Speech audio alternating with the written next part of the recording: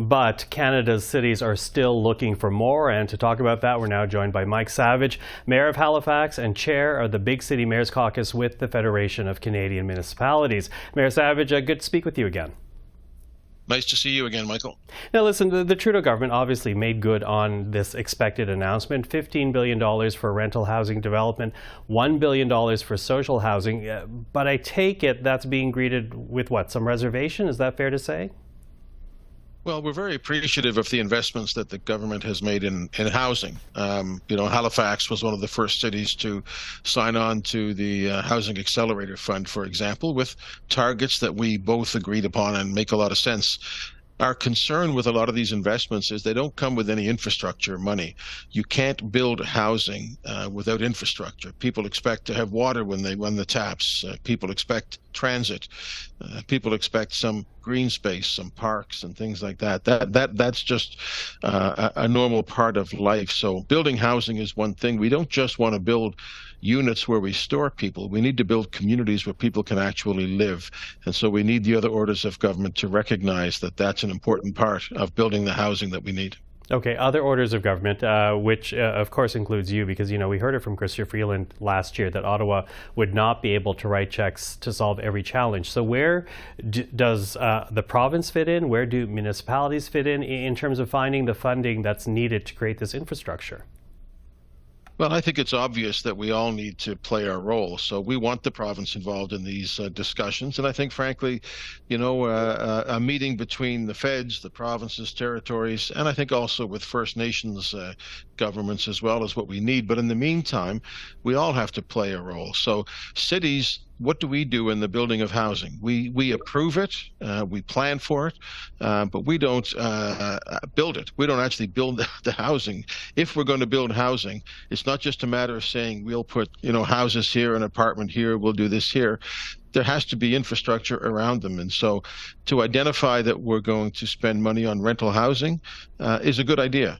To look at Airbnb across the board is a good idea. These are all really good things. But for us, it comes down to the fact that somebody has to build the infrastructure for the housing. You can't just put a house there with no water line into it. And, municipal governments simply don't have the wherewithal or anything close to our revenues are not rising like federal and provincial revenues are. So we have to look at this all together. Mm-hmm.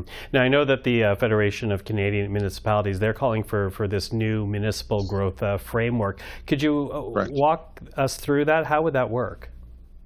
Well, I'll give you an example of Nova Scotia. In Nova Scotia, the population has been growing significantly.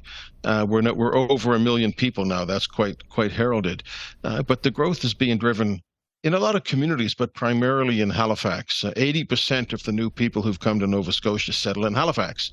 They expect certain things when they settle there. They expect a house to live in. They expect transit. They expect water. They expect schools. And a lot of these responsibilities are the responsibility of the municipality. So that's the cost side. On the revenue side, when they come to Nova Scotia, they start paying income tax almost immediately. They start paying sales tax. In a lot of cases, they're paying corporate income tax. In some cases, they're not paying property tax for a delayed period of time. In some cases, it could be a long period of time, but it also doesn't necessarily equate to the growth of the city. So we're saying if we all want growth, if we want to drive immigration in Canada, which we do, which I do, let's just more equitably share the revenue that comes with that. There was a news article that said the provincial government in Nova Scotia last year discovered $2 billion more in revenue than they had budgeted, $2 billion. The city of Halifax, with 80-some% of the growth of Nova Scotia, we had a $54 million increase. So the money is not accruing fairly. And if you're going to build infrastructure, then we should all look at that and say, how are we going to do it in a way that's fair and equitable? So what are you looking at here? An annual lump sum, a percentage of taxes? How would you work that through? Well, we're not being completely prescriptive because it would be wrong for us to say it has to be A when there may be a better appetite for B. So I think something that recognizes the growth and the fact that property tax simply does not keep up with the kind of growth that we're having. So, there is a fund that people have called the gas tax for a number of years, set up by Paul Martin, made permanent by Stephen Harper, and indexed. That's an avenue that we think could be helpful. You could be looking at a percentage of sales tax. We're open to the ideas that other orders of government have, and we recognize that we're not going to come to the table with just our hands out. We want to be partners. We want to build housing for citizens and communities where people can live, and that we all have a role to play, but we should share that burden of that infrastructure. Okay, as you talk about this, I can't help but think back, because Ottawa is already, as you know, getting flack from some provinces for making deals and announcements with cities instead of going through the provincial governments. What's your reaction to that? Well, my first reaction is let's all do it together.